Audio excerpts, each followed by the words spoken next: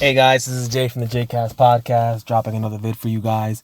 Um, Something I've really been thinking a lot about is this whole thing with Ben Shapiro, Israel, and the Daily Wire as a whole, and just the hypocrisy, specifically of Ben Shapiro, but of the Daily Wire as a whole altogether.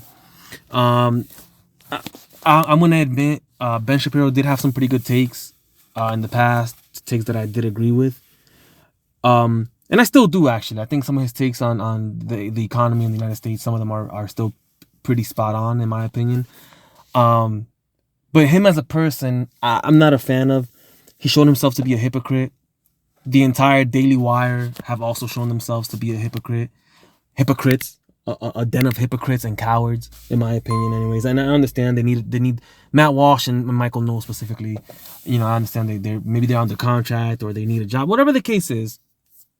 Right, whatever. But this is more directly towards Ben Shapiro and Jeremy Boring, I think his name is.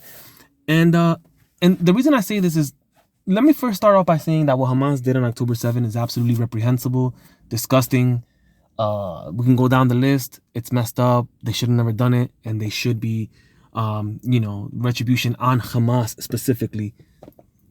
Should be carried out, whatever that may be. Okay, so let me start with that. But to act like it just came out of nowhere for the sake of their terrorists, it's disingenuous, right? Anybody who's read up on the whole Palestine-Israel thing knows what's been happening there for the past, 70, 80 years? You know what I mean? And how some people are treated. And again, this is I disavow Hamas. I do believe Israel has the right to defend themselves. I don't believe they have the right to, attack women and children. So now that we got that out of the way, now that I've shown you guys that I'm not a psychopath, the reason I believe Ben Shapiro is a hypocrite is as follows. From like 2014, 15, 16, all the way, he was able to, with pinpoint precision, point out what was happening with the black community, right? So let me give you an example. Somebody would say the black community, the members of the black community are not where they are because of institutional racism in the United States. Okay? And Ben Shapiro would say, that's not true, because the real issue is the culture and blah, blah, blah. Like, he would just pinpoint the statistics. He would pinpoint what exactly is happening within the black community. He would pinpoint the culture. He would actually discuss the minutia of what was happening in the black community, in the minority community as a whole, right? With accuracy, like, well, if you drop out of school and you have kids before wedlock, that leads to higher rates of, economic disadvantages and blah, blah, blah. Like, things like that, right? And people would say, oh, the guy's a racist, this guy's a white supremacist, a neo-Nazi, whatever the case is. When in reality, he was just citing statistics and actually making a lot of sense, especially if you know people within minority communities who have overcame that and realized, like, okay, racism, at least from the 90s on, might not have played a major role as people want to believe it has, and maybe culture within those communities might have played a bigger role. And Ben Shapiro was able to pinpoint everything with accuracy. And then when confronted about, hey, look, you're being insensitive, how can you say that? Facts don't care about your feelings, okay? Like, that would be his thing, right? He would say facts don't care about your feelings. So this is a man who's proven himself to be able to think not only critically, but in deep details of the minutia of cultural things when it comes to all the cultures, right? So he's already proven that. The premise is that he understands how to get into a deep dive into the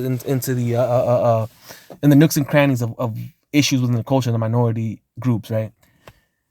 Fast forward to 2023, and he wants to chuck off the attack or the bad blood between Palestine and Israel as, well, the Palestinians are don't believe, I don't want to misquote him, but to act like they're just people who want to destroy Israel for the sake of destroying Israel without going into the minutia, without going into the details, without going into the whole nooks and crannies of what's been happening between Israel and Palestine for the past 80 years. And now all of a sudden facts cared about your feelings, his feelings. Whenever he says facts don't care about your feelings, he should have put an asterisk next to it and say, they do care about mine, though. You know what I mean? He's a hypocrite. And it's, it sucks, but that's what it is looking like. He's a hypocrite.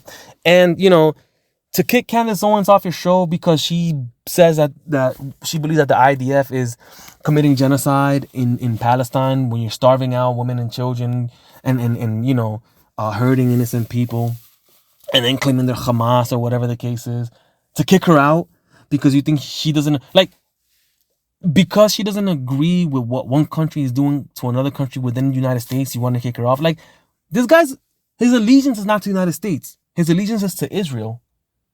And he proves himself to be just as sensitive and just as emotional and just as disingenuous as the BLM that he criticizes and as the socialist movements that he criticizes and anybody else on the left he criticizes. He's proven himself to be the same exact thing when it comes to Israel, and so has Jeremy Boring.